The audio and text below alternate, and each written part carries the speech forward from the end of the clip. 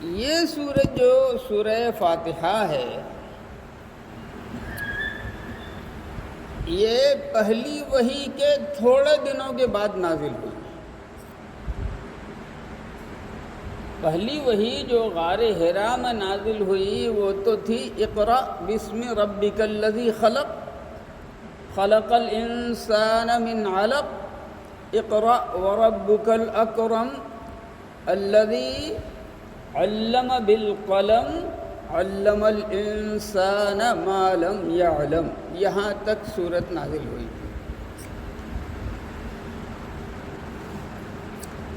اب حضور اکرم صلی اللہ علیہ وسلم کو بے حد پریشانی، بے حد گھبراہٹ، آپ صلی اللہ علیہ وسلم ڈرے ہوئے رہتے تھے، اور حضرت خدیجہ سے فرماتے تھے کہ میں مر جاؤں گا، مجھے غیبی آواز سنائی دیتی ہے۔ اور حضرت خدیجہ رضی اللہ تعالی عنہا جو بڑی ہوشیار، سمجھدار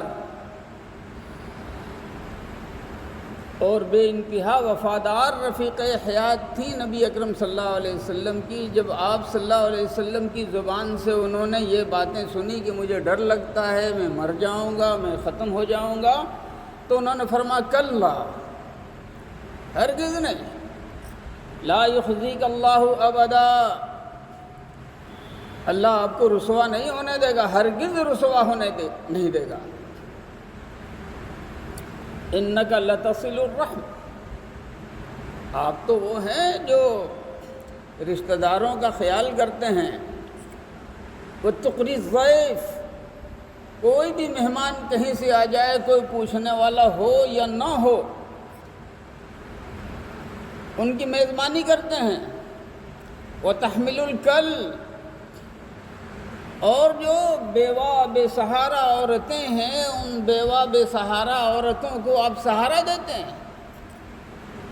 وتکسب المعدوم، اور جس کے پاس کچھ نہ ہو، بالکل فتو فقیر ہو، آپ اس کا بھی خیال رکھتے ہیں۔